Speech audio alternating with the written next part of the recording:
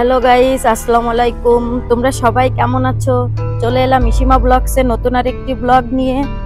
আজকে আমরা একটু বাইরে যাব, কারণ ইসিমার জন্মদিন, একটু খাওয়ার জন্য। ইসিমা তোমাদের টাটা করে দিল। আমরা গাড়িতে যাচ্ছি, অর্থাৎ মোটর বাইকে করে। আমাদের শহরে যাওয়ার জন্য একটা ব্রিজ পার হতে হয়, অর্থাৎ এখানে টোল। এই টোলে টাকা দিয়ে তারপর আমাদের ব্রিজ পার হয়ে শহরে যেতে হয়। টোলে অনেকগুলো গাড়ির চাপ আছে, তাই আমরা একটু দাঁড়িয়ে আছি। একটু পরে গাড়ির চাপ কমে গেলে আমরা টাকা দিয়ে তারপর টোল পার হয়ে চলে যাব। এই যে গাড়ির চাপ কমে গেছে, এখন ওর বাবা টোলে টাকা দেবে। টোলে টাকা দেওয়া হয়ে গেলে তারপর আমরা ওপারে যাব। একটা ভ্যান আছে, ভ্যানটা চলে গেলে তারপর টোলে টাকা দেবে। যে ওর বাবা টোলে টাকা দিচ্ছে। প্লিজ গাইস, তোমরা আমাদের সাথে থেকো।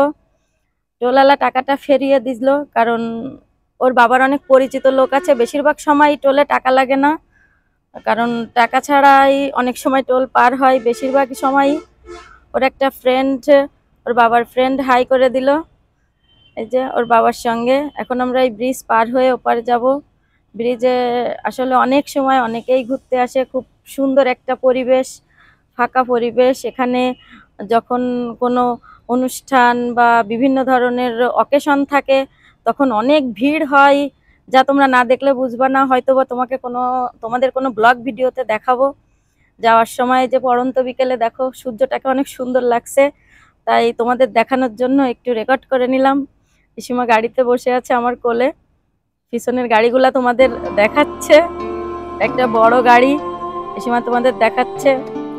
যাওয়ার সময় একটা দিঘির পাড়ে একটু দাঁড়ালাম, আমার পানি পিপাসা লেগেছিল পানি খাওয়ার জন্য। সেই জায়গায় ইসিমাকে একটু গাড়ির উপর বসিয়ে ওর বাবা পাশে দাঁড়িয়ে আছে। দেখো ইসিমা গাড়ির উপর বসে দুষ্টুমি করছে। ওর বাবা বলছে কি যে আমরা খুলনায় এসেছি খেতে, কত কিছু। ওর বাবার সঙ্গে কত দুষ্টুমি করছে। প্লিজ গাইস, তোমরা আমাদের চ্যানেলটিকে সাবস্ক্রাইব করে দিও, বেশি বেশি শেয়ার করে দিও, কমেন্টস করো। ওর বাবার সঙ্গে দুষ্টুমি করছে। দেখো তোমাদের আবার টাটা করে দিল, হাই করে দিল। আর মেয়েটার জন্য সবাই দোয়া করবে। দেখো এখানে এসেও নাচ শুরু হয়ে গেছে, কি বলবো, আসলে ছোট মানুষ। এখানে দেখো কত বড় একটা দিঘি। দিঘিটা আগে অনেক সুন্দর লাগতো, এখন আরো কেমন জানি একটা হয়ে গেছে, যার জন্য এখন আর অত বেশি ভালো লাগে না। আমরা চলে এলাম খাওয়ার জন্য। আমরা পাস্তা অর্ডার করেছি, তাই ওরা পাস্তা রেডি করে দিচ্ছে। দোকানদার পাস্তা রেডি করে দিলে, ইসিমা পাস্তা খেতে খুব পছন্দ করে, যার জন্য ওর বাবা পাস্তা অর্ডার করেছে। যে পাস্তা ও একা একা খেতে পারছে না, আসলে ছোট মানুষ, যার জন্য ওর বাবা ওকে খাইয়ে দিল। তারপরে আরও একটা মেনু অর্ডার করছে, তার ভিতর চিকেন, রাইস, সালাদ, তারপর ফ্রেঞ্চ ফ্রাই, নুডলস, অনেকগুলো আইটেম একসাথে থাকে। তার ভিতর থেকে একটা পাকোড়া নিয়ে নিল, অর্থাৎ নিয়ে সে খাচ্ছে। তার ঝাল লেগে গেছে, আবার ঝাল লাগলে খেতে পারে না।